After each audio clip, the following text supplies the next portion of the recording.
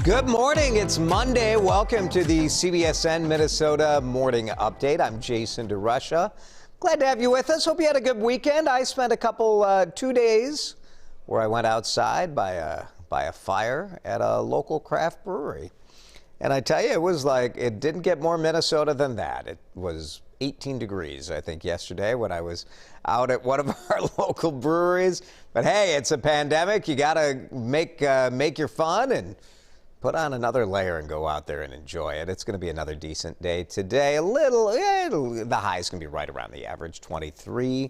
Mostly cloudy. You'll get a couple of peaks of sun.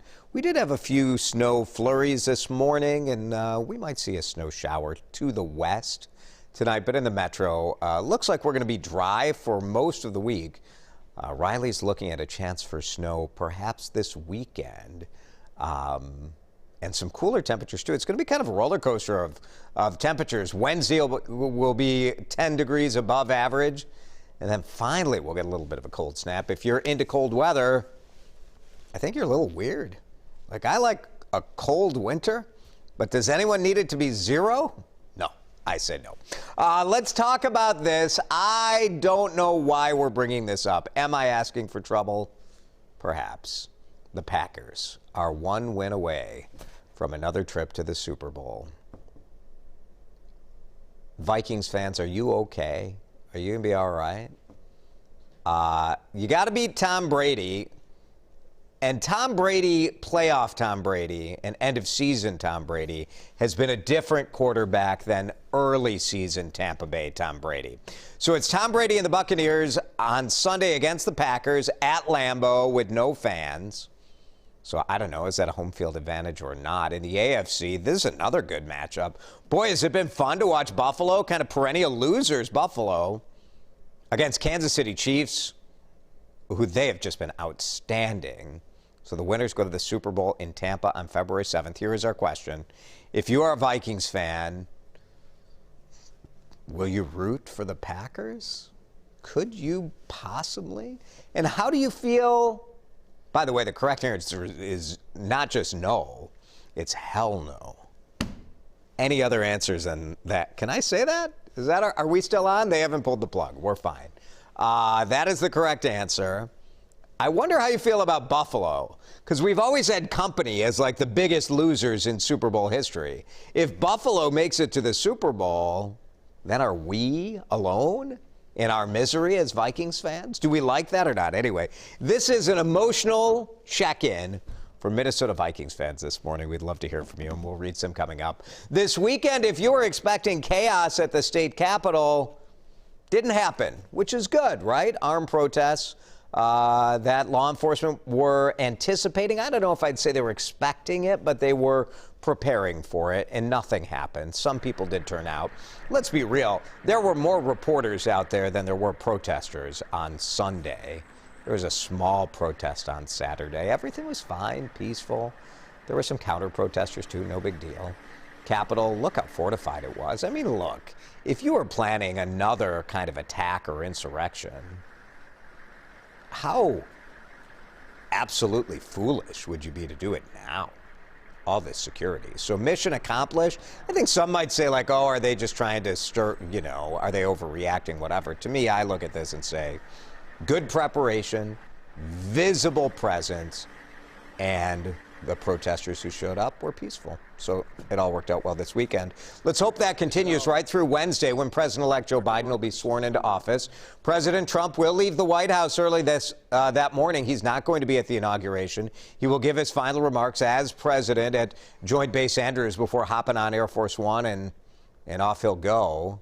The event comes exactly 2 weeks after the attack at the Capitol, and that is what prompted the massive show of force we're seeing from the military this week. There are soldiers stationed not just at the Capitol here in Minnesota. They're at every state capitol all over the country. The FBI has said that there is a potential threat, so we've seen the response. President Trump leaving office with the lowest approval rating of his presidency.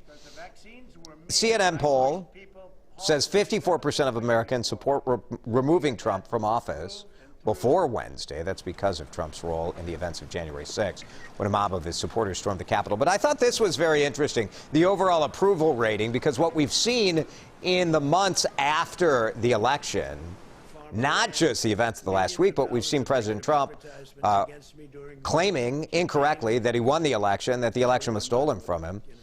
His approval rating was 42% before the election, down to 34% afterwards. That's a pretty significant drop. We'll get an update on Minnesota's COVID-19 vaccination plan today. Lots of criticism, right, of the fact that this hasn't rolled out as quickly as I think anybody would have wanted it to do.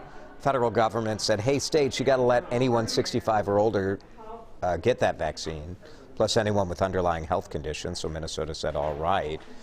But the state's vaccine supply is short.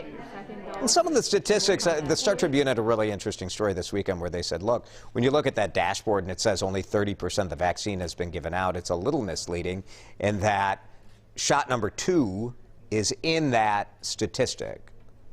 So if you've given shot 1, they have to hold shot 2 to give it to people, 3 weeks later. So there'll be a new plan. We'll see it at 2 o'clock. You can watch it live on CBSN Minnesota. And we'll see what the state is planning on doing. It is Dr. Martin Luther King Jr. Day. There are several events all online celebrating, honoring, discussing his legacy, looking towards the future as well. The 31st annual MLK Breakfast features a conversation with Dr. Bernice King and Ambassador Andrew Young. Minnesota History Center hosting discussions about Black history and issues. And the Minneapolis Park and Recreation Board is going to recognize local artists and local leaders as part of its program. On this holiday, there is a local organization helping mark the day by spreading racial justice awareness through pie. Sweet potato comfort pie, baking up pies to give comfort, start conversations, build community. Rose McGee started this in 2014, trying to deal with her feelings after the death of Michael Brown in Ferguson, Missouri. She baked some pies, 30 of them, brought them to Ferguson, handed them out. Since then, her organization has made more than 3,000 pies, given them away. Sweet Potato Comfort Pie baked up 92 pies yesterday in honor of what would be Martin Luther King Jr.'s 92nd birthday.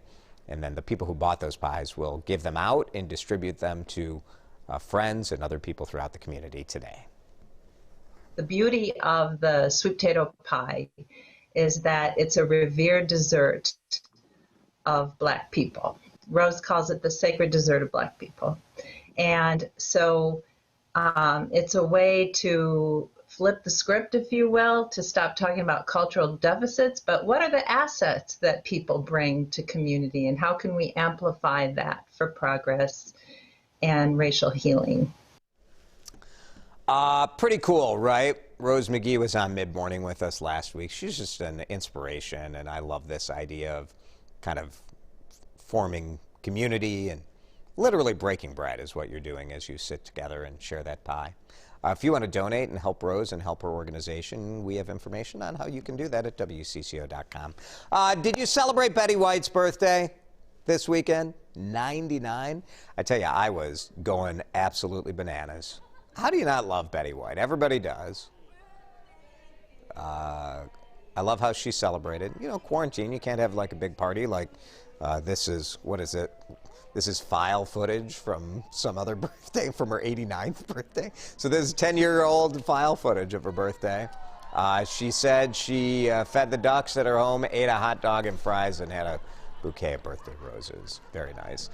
Michelle Obama had her birthday as well. And, if you're any sort of a husband, your job on your wife's birthday is to write a really nice tweet. And that's what Barack Obama gave Michelle for her birthday, this beautiful, beautiful tweet. Happy birthday to my love, my partner, my best friend. Every moment with you is a blessing. It's nice. Picked out a good picture of her. That's important. You got to think this through. It's like that Facebook post. What are you going to post on your wife's wall on her birthday? It's not enough to turn to your wife and say, happy birthday, I love you. You must put it on the internet. How about this? If you're looking for a job and you love hot dogs, Oscar Mayer would like you to drive the Wienermobile. Okay, what's the best part about driving the Wienermobile? Maybe it's doing 200 different events around the country as a hot dogger.